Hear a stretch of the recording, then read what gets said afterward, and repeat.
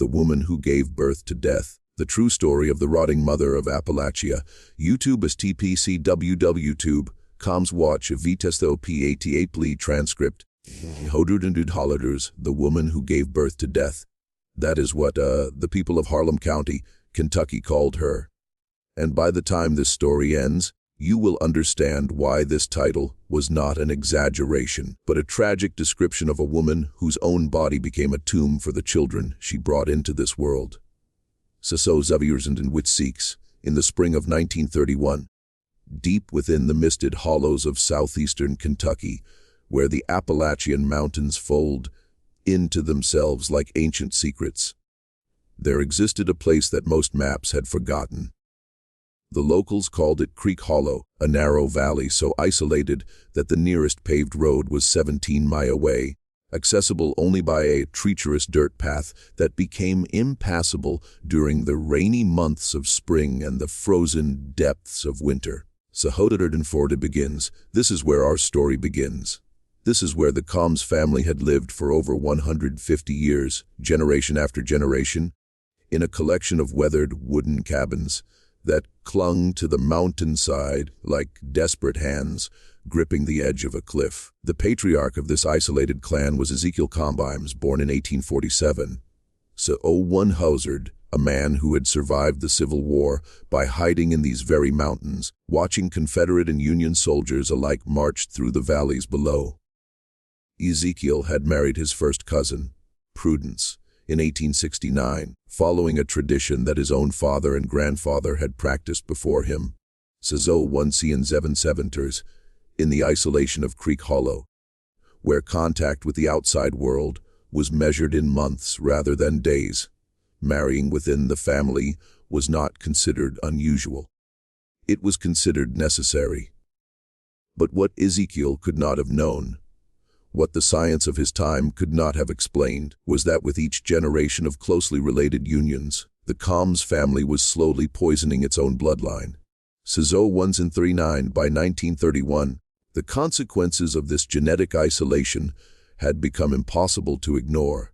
Mabel Combs was born in 1895 to parents who were themselves the product of 3 generations of cousin marriages. From the moment of her birth, Mabel was different. Her left leg was several inches shorter than her right, causing her to walk with a pronounced limp that would define her movement for the rest of her life. Zo22 her fingers on both hands were fused together at the base, a condition that the family had seen before in previous generations, but had always attributed to divine rather than biological consequence. But it was Mabel's face that drew the most attention. Her jaw was severely underdeveloped, causing her lower teeth to jut forward at an unnatural angle. Sazoda 2022 her eyes, pale gray, like morning fog over the mountains, were set too far apart, giving her an expression that strangers found unsettling. The people of the valley, when they encountered her during the rare trips to the trading post in Harlem, would cross to the other side of the muddy street. Despite her physical differences, Mabel possessed a keen intelligence that burned behind those unusual eyes. Sazotu 2745, she taught herself to read from a tattered Bible, the only book in the Combs household. She memorized passages and recited them during the long winter nights, when the family huddled around the fireplace, the only source of warmth in their drafty cabin. In 1913, when Mabel was 18 years old, her father announced that she would marry her uncle, Jeremiah Combs, a man 23 years her senior. Sazo 309, Jeremiah was Mabel's father's younger brother, making him both her uncle and, after the marriage, her husband. This union was arranged not out of cruelty, but out of the twisted logic that had governed the Combs family for generations. There were no other suitable men in the hollow, and the family could not afford to lose a working member to marriage outside the community. Mabel had no choice. 0329 in the patriarchal structure of Appalachian mountain society in 1913. A woman's consent was neither required nor considered. She married Jeremiah in a small ceremony conducted by an itinerant preacher who passed through the hollow once a year, asking no questions about the relationships between the bride and groom. The first child came in 1914. So 347, it was a boy, and Mabel named him Samuel. He was born with a cleft palate, so severe that feeding him was nearly impossible.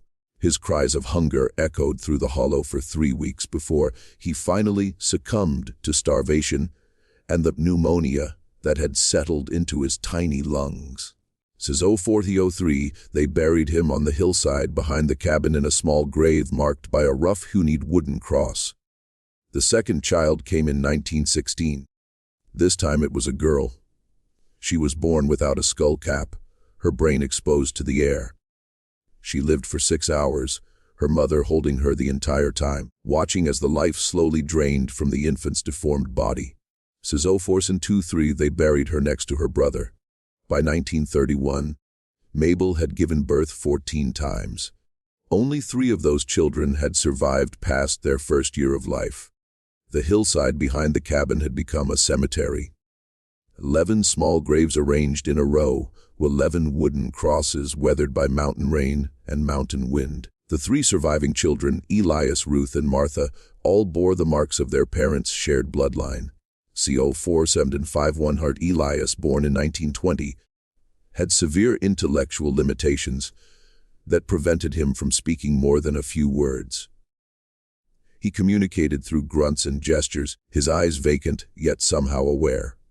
Ruth, born in 1923, was born deaf and with a curved spine that would worsen with each passing year.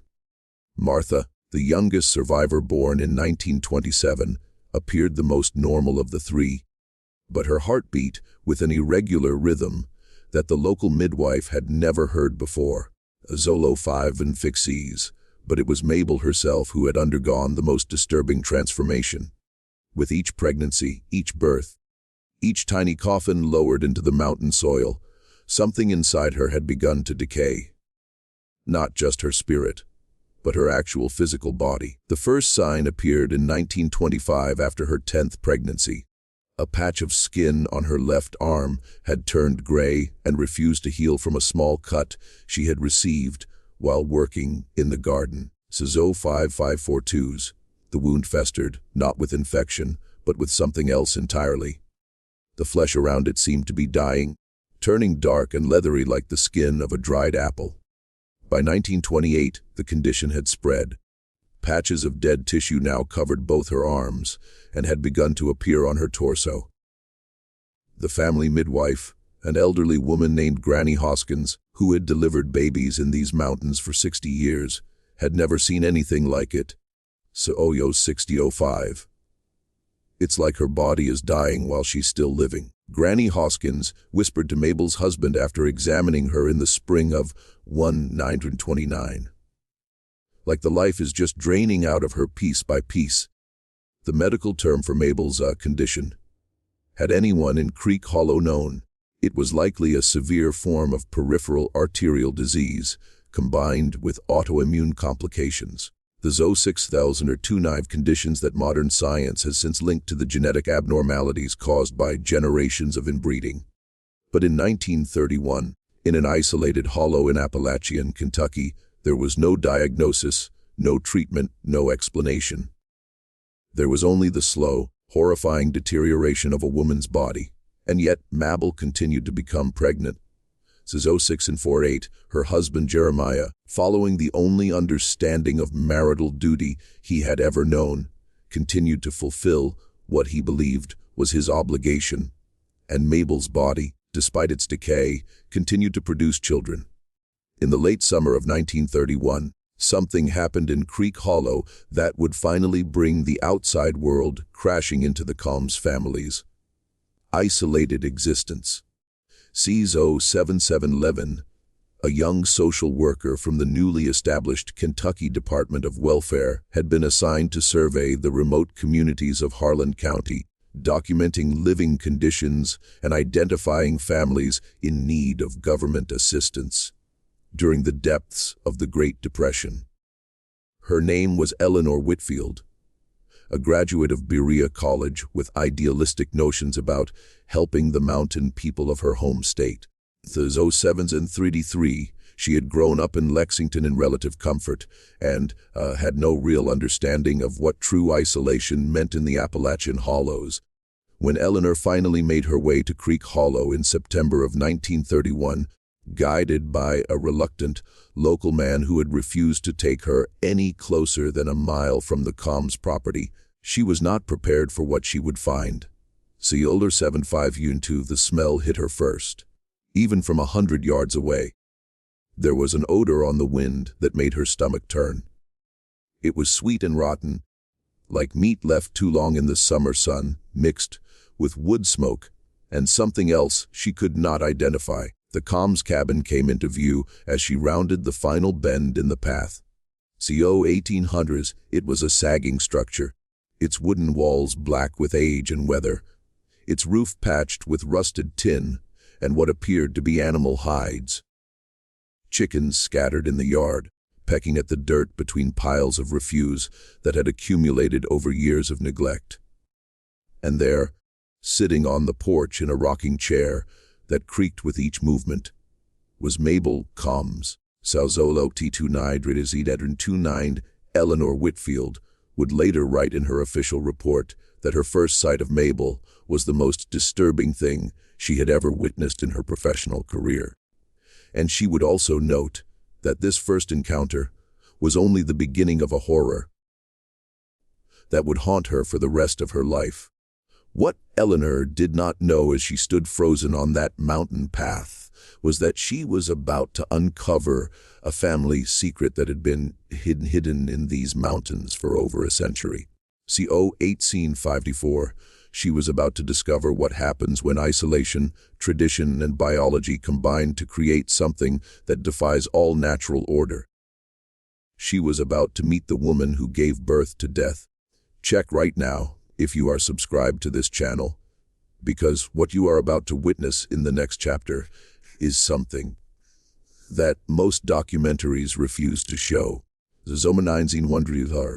If you want to understand the darkest corners of human history, the secrets that families bury in mountain graves, then you need to be here for every revelation. Subscribe now because this story is just beginning. Eleanor Whitfield forced herself to take a step forward, then another. Her training had prepared her for poverty, for ignorance, for the desperate conditions that plagued so many Appalachian families during the Great Depression. 0936, but nothing in her Berea College education had prepared her for this. As she approached the porch, the smell grew stronger, and she could now see the source. Mabel Combs sat in her rocking chair, a woman who appeared to be ancient, but who could not have been more than 36 years old. Her face was gaunt, the skin stretched tight over bones that seemed too prominent. Mother 95E7, but it was her arms that drew Eleanor's horrified attention. From the elbows down, Mabel's arms were covered in what appeared to be bandages made from torn bed sheets. But the bandages were stained with dark fluids that had seeped through the fabric, creating patterns of brown and yellow and black. The smell emanated from beneath those wrappings. 1050 Villerv, a smell of flesh that was no longer alive, but had not yet fully surrendered to decay. "Good afternoon," Eleanor managed to say, her voice trembling despite her best efforts to maintain professional composure. "I'm from the Kentucky Department of Welfare. I'm here to see if your family needs any assistance." Mabel's eyes, those pale gray orbs that seemed to look through rather than at the young social worker, fixed on Eleanor with an expression that contained no surprise, no fear, only a weary resignation. "Ain't nobody from the 144 of the government ever come up here before," Mabel said, her voice a rasp that suggested years of disuse. Her words were thick with the mountain accent, the dropped consonants and elongated vowels of Appalachian English. "Reckon you're the first." Eleanor climbed the 3 steps of the porch, each creak of the rotting wood making her flinch. The Lenovan Youth 03's up close, She could see more details that her initial shock had obscured. Mabel's dress was clean, but patched so many times that it was difficult to tell what the original garment had looked like. Her hair, gray despite her young age, was pulled back in a tight bun, and her feet, Eleanor noticed with another wave of nausea, were bare, revealing toes that were fused together much like her fingers. 11:23. May I sit down? Eleanor asked, gesturing to a three-legged stool near the cabin door. Mabel nodded slowly, the rocking chair continuing its rhythmic motion. Reckon you can. Ain't had a visitor in a long time. Last one was the preacher man, and that was near 2 years back. Eleanor sat pulling her notebook from her bag with hands that she could not keep from shaking. Mrs. Sal 11:46 comms. I need to ask you some questions about your family, about your living situation. It's just Mabel, the woman said. Ain't nobody called me Mrs. since my wedding day. Over the next hour, Eleanor conducted an interview that would later become part of official Kentucky state records documents that would eventually be sealed for 50 years due to their disturbing content. So 12:07, she learned that Mabel lived in the cabin with her husband Jeremiah, their 3 surviving children, and 2 of Jeremiah's elderly sisters who had never married. She learned that the family survived on what they could grow in a small garden, supplemented by hunting and the occasional charity from distant neighbors who left supplies at the edge of their property. So 12:26, unwilling to approach the cabin directly, she learned about the 11 graves on the hillside. Show me, Eleanor said, her voice barely above a whisper. It was not a request she wanted to make, but her duty required documentation. Mabel rose from her rocking chair with difficulty, her short leg causing her to lurch sideways before catching her balance. (12:45), she led Eleanor around the cabin, past a smokehouse that had collapsed in on itself, past an outhouse that leaned at an alarming angle, to a clearing on the slope of the mountain. The graves were arranged in 2 rows, 11 in total, each marked by a wooden cross. Some of the crosses had fallen over, weathered by years of mountain storms. So 13:04, others still stood, their arms reaching toward a sky that seemed perpetually gray in this isolated hollow. This one's Samuel, Mabel said, pointing to the first grave. Her voice had taken on a distant quality, as if she were reciting a list rather than remembering her dead children. Born 1914, died 1914. This one's Mary 1916, so 13:26 never gave her a proper name before she passed, just called her baby girl. She walked down the row naming each grave. Infant Combs 1918, Rebecca 1919, another unnamed baby 1921, Joseph 1922, 2 more in 1924, twins who had died within hours of each other. Another in 1926, and the most recent, a boy named Daniel, who had died in 1930 at the age of 2 from what Mabel described as fits that had caused him to shake until he stopped breathing. So 14,011 babies. Eleanor said, her notebook forgotten in her trembling hands. You've buried 11 children. Mabel turned to face the young social worker, and for the first time, Eleanor saw something other than resignation in those pale eyes. She saw a pain so deep, so profound that it seemed to have carved itself into the very structure of Mabel's face. So 14:20. I've birthed 14, Mabel said. Buried 11. Got 3 still living, though, Ruth. She ain't doing so well lately. Her back's gotten so curved she can barely stand no more. Eleanor wanted to ask more questions, but her voice had abandoned her. Instead, she followed Mabel back to the cabin, where she would meet the rest of the family and document conditions that would shock the administrators. So 14,742's in Frankfurt, when her report finally reached them inside the cabin, the smell was overwhelming. It was a combination of wood smoke, unwashed bodies, animal waste from the chickens that wandered freely through the single room, and something else. Something that Eleanor now understood was the smell of Mabel's decaying flesh. The cabin was a single room, perhaps 20 ft by 30 ft, with a fireplace at one end and a collection of straw mattresses at the other. 1508, there was no furniture except for a rough-hewn table and 2 benches. A ladder led to a loft where Mabel explained the children slept. Jeremiah Combs sat at the table, a man who appeared to be in his 70s but was actually 58 years old. His face was weather-beaten, lined with wrinkles that spoke of a lifetime of hard labor and harder living. So 1528, like Mabel, he bore the physical marks of his family's genetic isolation. His jaw was misaligned, causing his face to appear lopsided.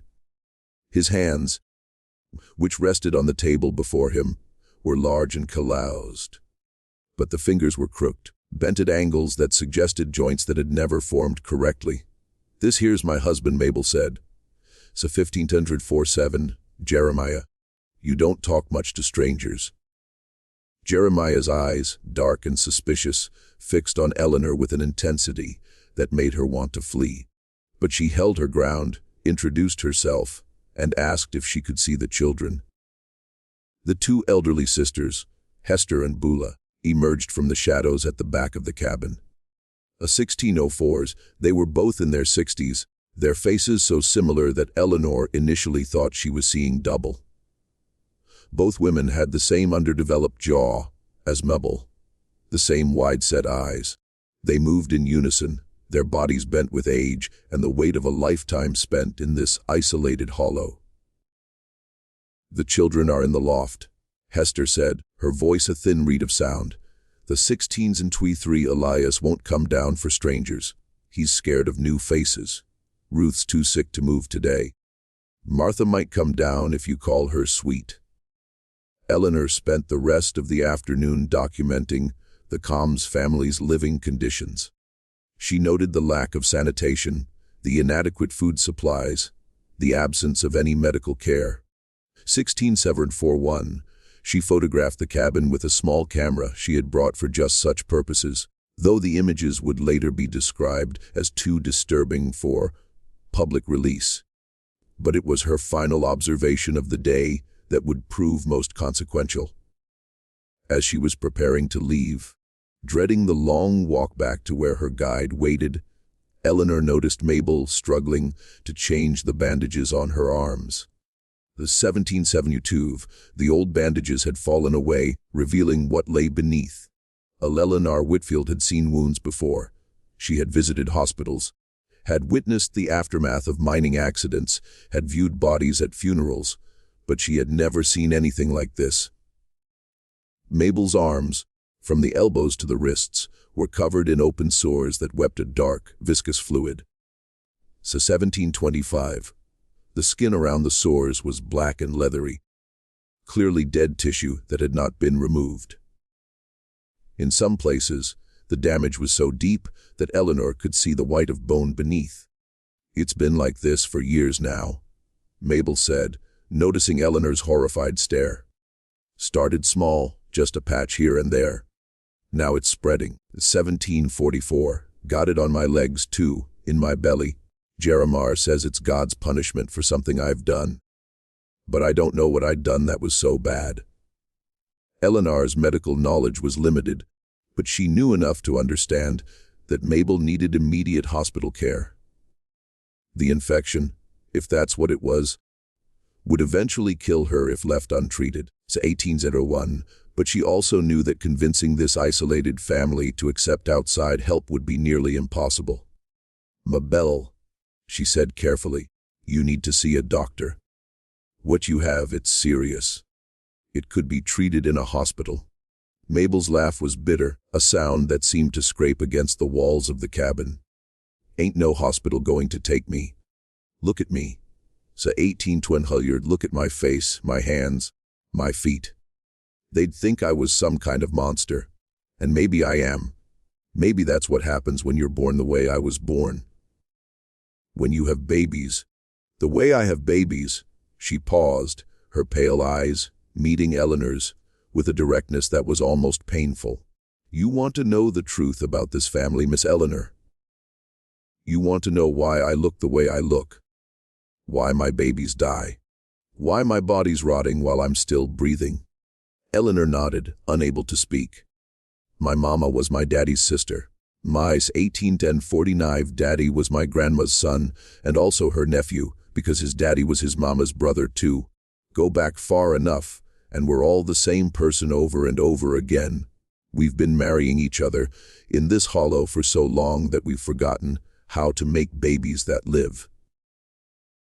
She held up her bandaged arms, the dark stains spreading across the white cloth. In 1906. And this is what happens when the blood gets too thick. This is what happens when God decides you've been making the same person too many times. Eleanor Whitfield left Creek Hollow that evening with a report that would eventually reach the governor of Kentucky. But by the time the authorities decided to act on her findings, it would be too late for Mabel Combs because in the remote hollows of Appalachia in the year 1931, the outside world moved slowly and death moved much faster. 3 weeks passed before Eleanor, 1934, Whitfield's report generated any official response. In Frankfort, the capital of Kentucky, bureaucrats read her findings with a mixture of horror and disbelief. Some suggested that the young social worker had exaggerated the conditions for dramatic effect. Others wondered if she had been the victim of an elaborate hoax, perpetrated by mountain people who were known to be suspicious of government interference. So 1956, but the photographs could not be dismissed. The images of the Combs cabin of the graves on the hillside of Mabel's bandaged arms were too visceral, too disturbing to be ignored. On October 15, 1931, a decision was made. The Kentucky Department of Health would send a physician to Creek Hollow to conduct a medical evaluation of the Combs family. The 20s, the doctor selected for this task was a young man named Dr. Harrison Cole, a graduate of the University of Louisville Medical School, who had been assigned to rural health outreach in Harlan County. Dr. Cole was 32 years old, idealistic, and utterly unprepared for what he was about to encounter. He arrived in Harlan on October 18, 1931, and spent 2 days trying to find a guide willing to take him to the Combs property. So 242, most of the local men he approached refused outright, offering vague explanations about the hollow being cursed or the family being touched by something unnatural. Finally, an elderly miner named Oscar Hensley agreed to lead Dr. Cole to the edge of Creek Hollow, but no further. "I'll take you to where the path splits," Oscar said, his voice heavy with reluctance. So 2102. "After that, you're on your own. I ain't set foot near that cabin since I was a boy, and I ain't about to start now." "What happened when you were a boy?" Dr. Cole asked, curious about the obvious fear that surrounded any mention of the Combs family. Oscar was silent for a long moment before answering.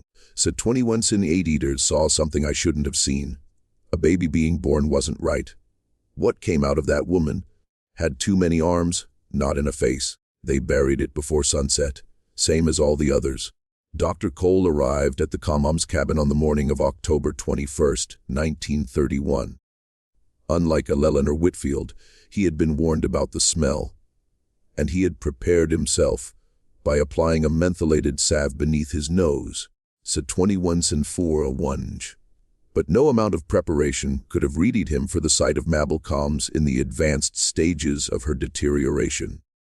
In the 3 weeks since Eleanor's visit, Mabel's condition had worsened dramatically. The dead tissue had spread from her arms to her shoulders, and new patches had appeared on her neck and face. So 21-57, she could no longer walk without assistance, as her legs had begun to show the same decay. She spent her days in the rocking chair on the porch, wrapped in blankets despite the autumn chill, waiting for a death that seemed determined to take its time. Dr. Cole conducted the most thorough examination that conditions would allow. He documented the extent of Mabel's tissue death, noting that it appeared to be a form of dry gangrene, complicated by what he suspected was a severe circulatory disorder. For 224, he examined her surviving children, noting their physical abnormalities and attempting to assess their overall health. Elias, the eldest at 11 years old, would not allow Dr. Cole to touch him. He cowered in the corner of the cabin, making sounds that were more animal than human, his eyes wide with terror at the presence of this stranger. So 2244, Ruth, who was 8, lay on a straw mattress, her curved spine now so severe that she could not sit upright. Dr. Cole estimated that she had perhaps a year to live before the deformity compressed her lungs to the point where breathing became impossible.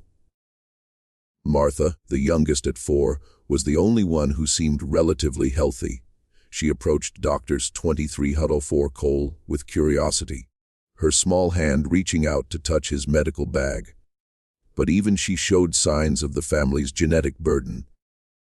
Her heartbeat was irregular, skipping beats in a pattern that Dr. Cole had only seen in elderly patients with severe cardiac disease.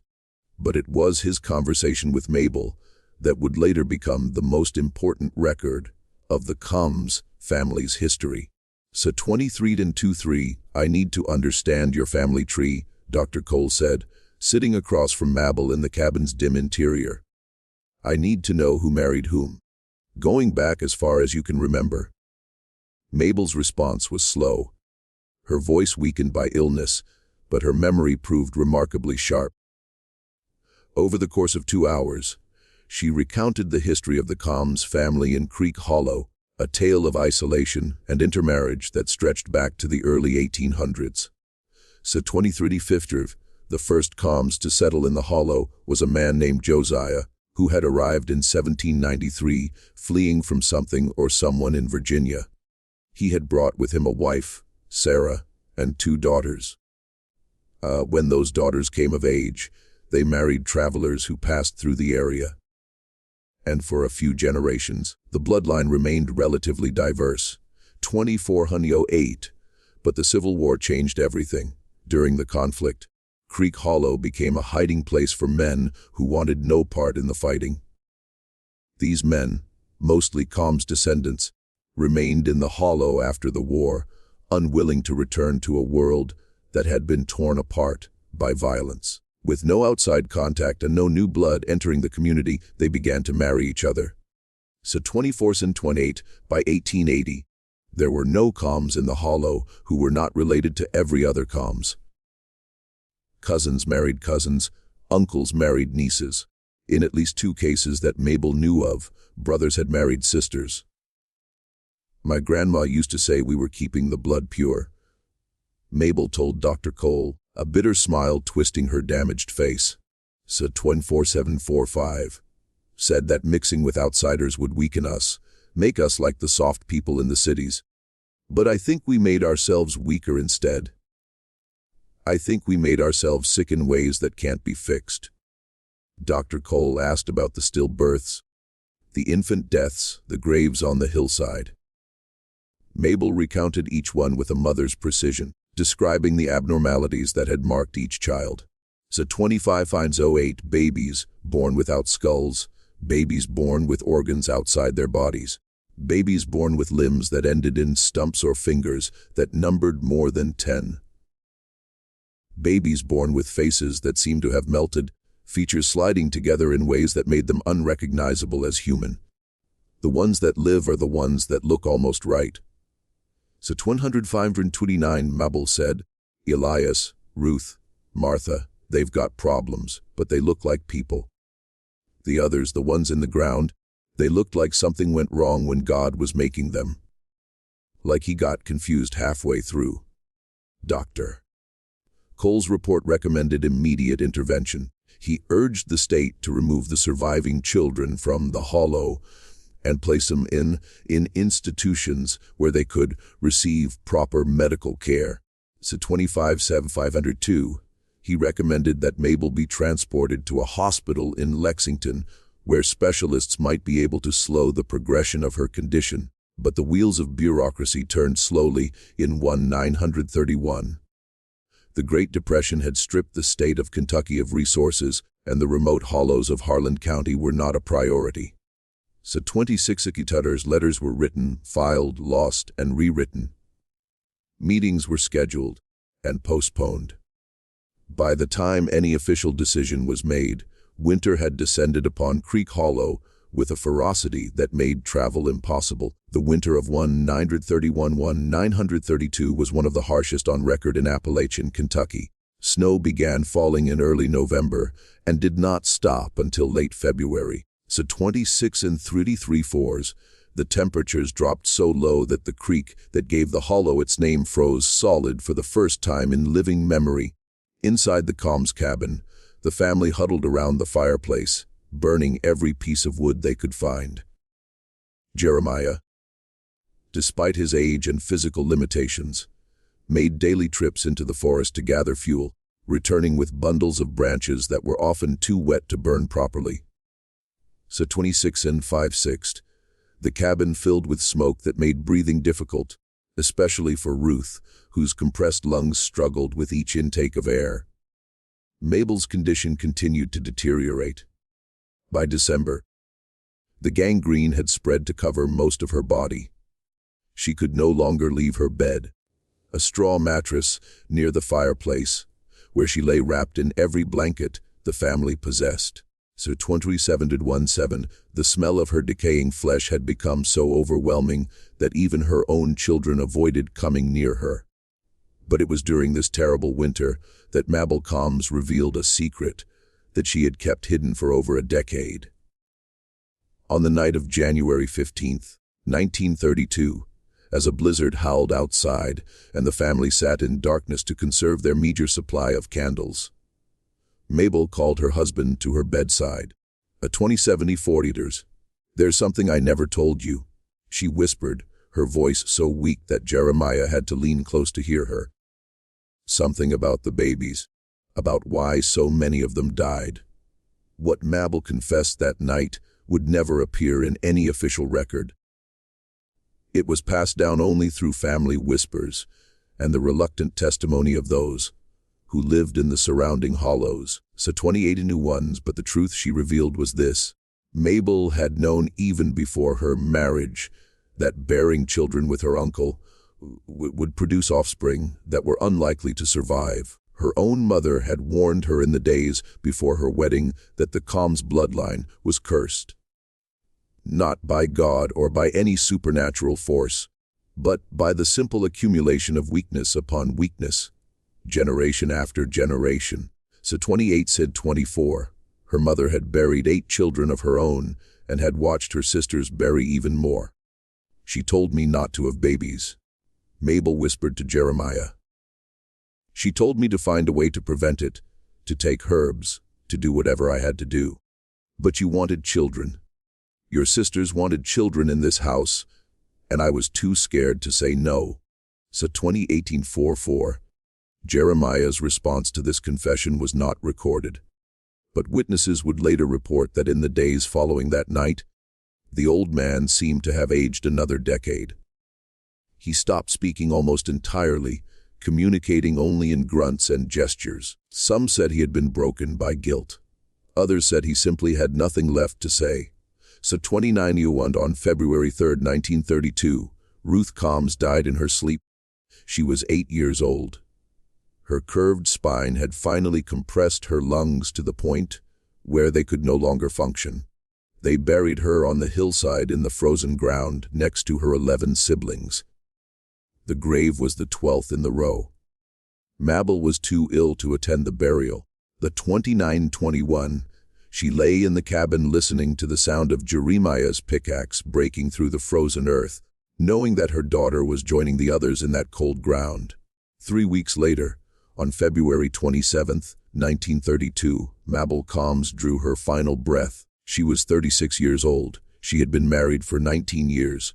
She had given birth 14 times. So 29/4, only 2 of her children, Elias and Martha, survived her. They buried her on the hillside in a grave larger than the others at the end of the row. The wooden cross that marked her resting place was carved by Jeremiah himself, who had found enough strength through his grief to create something lasting for the woman who had shared his life and his blood. So 29 scene 5 the inscription on that cross, according to those who saw it before time and weather, erased the words, read simply, Mabel Combs, wife, mother, forgiven. The story of Mabel Combs might have ended there, buried on a hillside in an isolated Kentucky hollow, forgotten by a world that had never known she existed. But fate, as it often does, had other plans. A 30s and 21s in the spring of 1932, when the snows finally melted and the paths became passable again, Eleanor Whitfield returned to Creek Hollow. She had never stopped thinking about the family she had discovered there. And when she learned of Mabel's death, through the slow channels of mountain communication,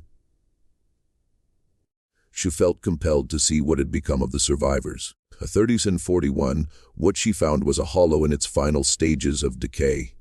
Jeremiah Combs had died just 2 weeks after his wife, succumbing to pneumonia that his weakened body could not fight. The 2 elderly sisters, Hester and Beulah, had followed him within days of each other, their bodies simply giving up after a lifetime of deprivation. So 31 householders, only Elias and Martha remained, 2 children alone in a cabin filled with death. Eleanor immediately contacted the authorities in Frankfort, and this time the response was swift. On April 15, 1932, a team from the Kentucky Department of Welfare arrived in Creek Hollow to remove the children and document the scene. So 30s and 21, the photographs taken that day would remain sealed in state archives for 50 years. They showed the cabin as it had been left, the straw mattresses still bearing the impressions of bodies that had lain there. The fireplace cold and empty, the table still set for a meal that was never eaten. They showed the hillside cemetery, 13 graves now, a family reduced to wooden crosses and memories. So 31 Sen 43, Elias was placed in the Kentucky State Institution for the Feeble-Minded in Frankfort, where he would spend the rest of his life. Records indicate that he never learned to speak beyond a few basic words, and that he spent his days in a state of quiet withdrawal, rarely interacting with the staff or other residents. Is a 32 Hunzerders. He died in 1958 at the age of 38 of heart failure, related to the same genetic defects that had plagued his family for generations. Martha's fate was different, and in some ways more hopeful. She was placed with a foster family in Lexington, far from the mountains that had defined her early childhood. The family, a childless couple named the Hendersons, gave her a new name, a new life, and access to medical care that her biological family could never have provided. So 32 Zine 24, her heart condition was treated as much as the medicine of the time allowed.